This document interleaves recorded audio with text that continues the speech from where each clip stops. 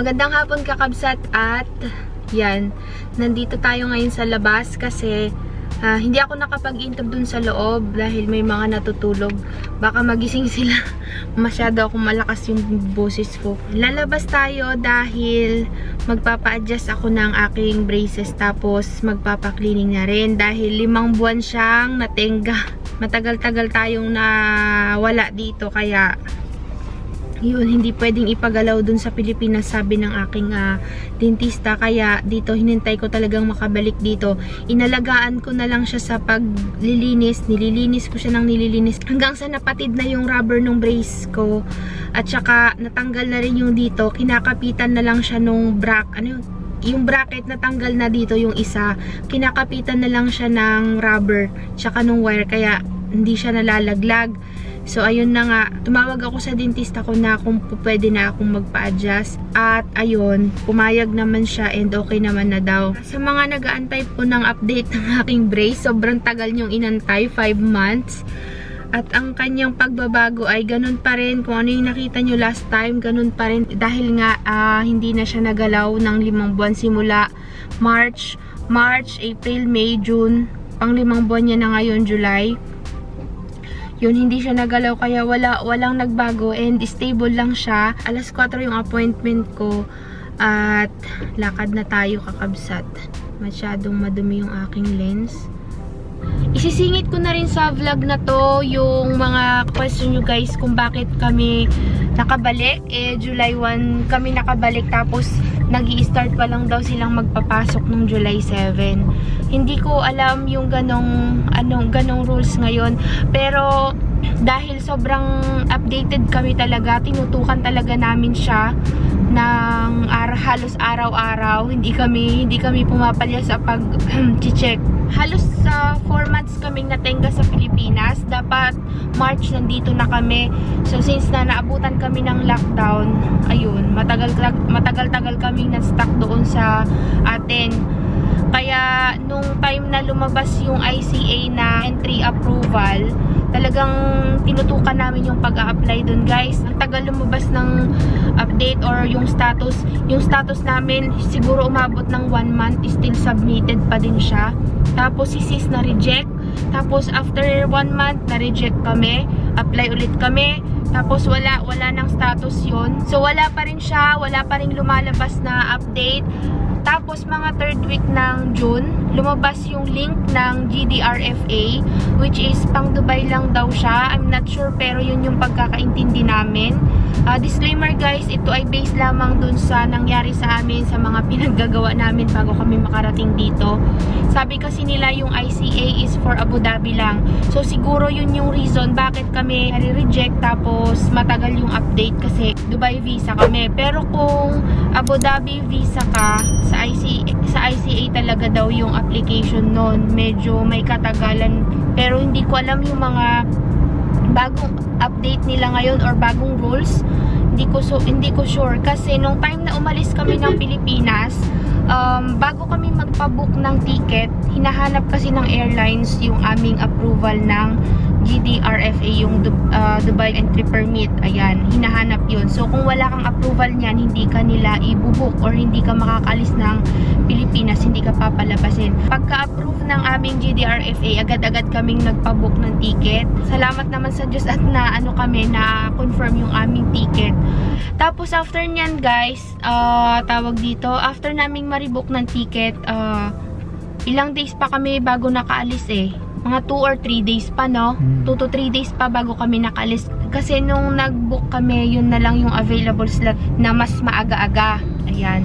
1 day before the flight, may lumabas na news na kailangan ng COVID test bago mag-flight. Kasi nire-require na daw yun. Pero hindi namin sure kung talagang ganun. Kaya nagbakasakali kami na hayaan na lang na walang COVID test, ganyan. Hindi kami nagpa-COVID test sa Pilipinas. Kasi wala naman sinabi yung airlines na required nila yung ganun. Kaya yun, nagdiretso kami ng flight namin at medyo mainit kakabsat. Dumiretso na kami. Tapos pagdating namin ng airport, hindi naman hinanap yung COVID test na yan. Ang hinahanap lang is yung OEC at saka yung approval nung permit, entry permit, kasi hinahanap nung airline sa check-in. Pag nag-check-in ka ng bagahe, hinahanap din nila yon. Hindi ko lang sure ngayon kung hinahanap pa din nila, kaya yon, nakaalis din kami kahit papano na hindi kami masyadong nahirapan. Kasi si Habi lahat ang nag-ayos nito, kakabsat, hindi ako ang nag-ayos. Kaya medyo pagka may tinatanong kayo sa akin sa comment, hindi ko siya masagot kasi si Habi talaga ang nag-asikaso niyan, kasi hindi ako magaling sa mga ayos-ayos ng mga papeles, mga ganyan-ganyan. Inaasa ko talaga sa kanya lahat. Ayun na nga, balik tayo sa airport. Nung nasa airport na kami, nag-check-in kami ng bagahe, hinanap yung OEC namin at saka yung entry permit, yung approval. After namin makapasa doon sa check-in, dumiretso na kami sa immigration. So pagdating sa immigration, guys, hinahanap yung OEC. Yung OEC nyo dapat updated siya. Pagka-expired na siya, kahit may exemption kayo, kailangan pa rin i-verify.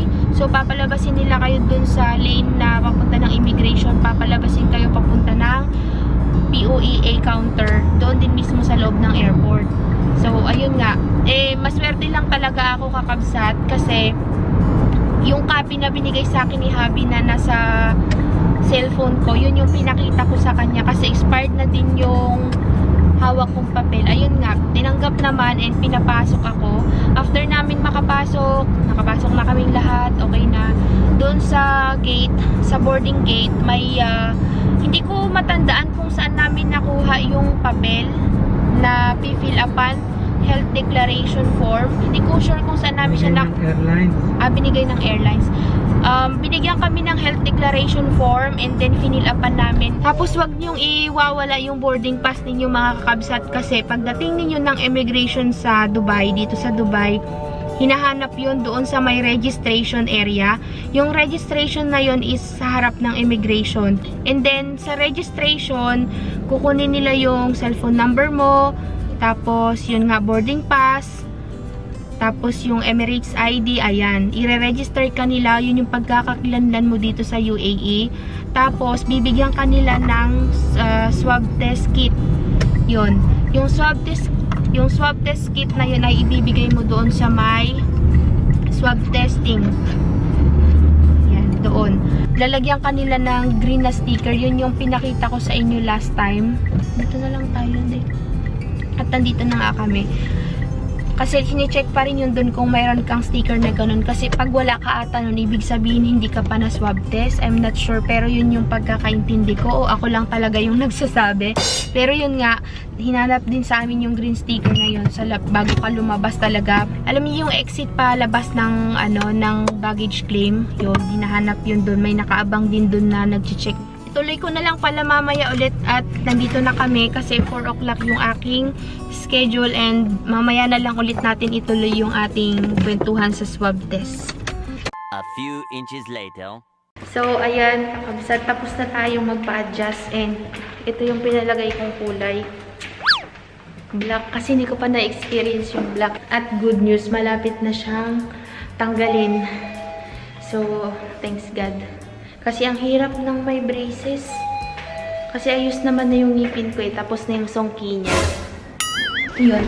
Retainer na lang, tapos yung false teeth kasama ng retainer. Hindi ko sure, pero kasi wala yung dentista ko, si doktora. Iba yung gumalaw ng ngipin ko. And, ayun. Bababa na tayo at papatayin ko muna yung camera, guys, kasi magmo-moist sa labas dahil may humid. Yun, may humid, kaya off ko muna siya. Saan mo ba gustong pumunta? DFC. Ano gawin natin sa DFC? Wala naman. Ikot lang? City Center. Okay. Wala naman puntahan sa City Center. Alam niyo yung naninibago talaga ako kasi parang feeling ko talagang may brace ako ngayon kasi nagsumikip siya. Parang mabigat yung pakiramdam ko dahil yun nga, in-adjust nga siya. And, ayan. Pinalagay ko sa kanya itim. Parang pangit pala ng itim, madumi tignan. Itutuloy ko yung sinasabi ko kanina about sa swab test. Hindi ko alam kung ako lang ba yung ganito ang experience. Kasi, tawag dito, hindi ako nasaktan. Parang wala akong maramdaman na masakit. Parang may pinasok lang something dito sa bungad. Tapos wala na, tapos na. Kasi sabi ni Habi, masakit nga daw, napaluha daw siya. Pati ano ba yan? Ang hirap magsalita. Kasi nga napaluha daw siya. Tapos sabi ni sis, masakit din nga daw. Anyway, tapos na, yun. Hindi namin alam kung saan kami pupunta ngayon. Hello? Sabi nung nag-adjust ng ngipin ko kasi wala si doktora, yung dentista ko, pwede na daw tanggalin tong aking braces. Siguro by next month papatanggal ko na siya. At nagsisimula na nga po siyang sumakit.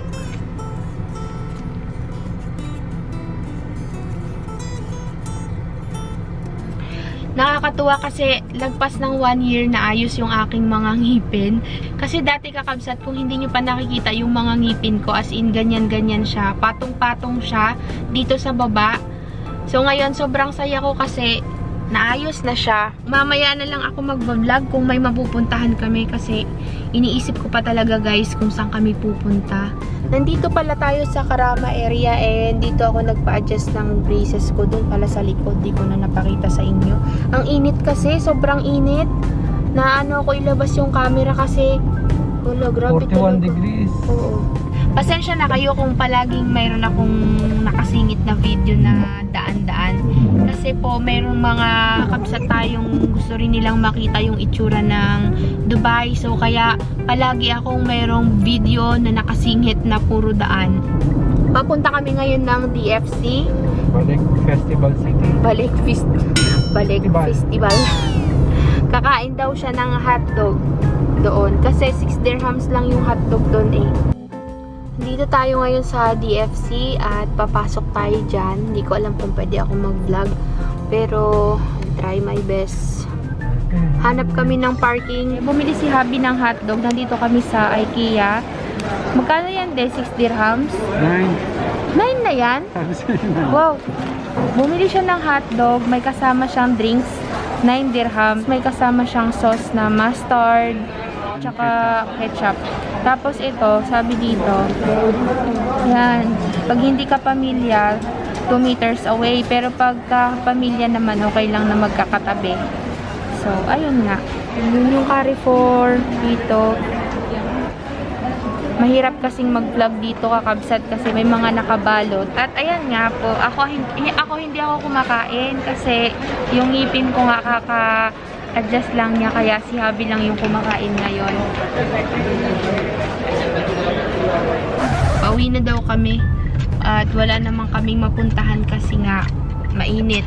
Tignan nyo tong building na to kakabsat. Pang klase, ang ganda niya, para kang nasa, kasi ano siya eh, may pagano no, naka-elevate siya. Tapos nasa Greece? Parang Greece ganun. Ayan no, nakaangat siya. Tapos yung kanyang design is parang old. Parang gawa sa bato, something ganyan. Pero simento yan. Ang galing no? Ang galing nga nila ditong gumawa ng mga building. Iba-ibang design. One eternity later. Andito na tayo sa bahay at ayun. Nag-aayos lang ako kasi ang dami naming kalat. At nakakatamad talagang mag-ayos. So,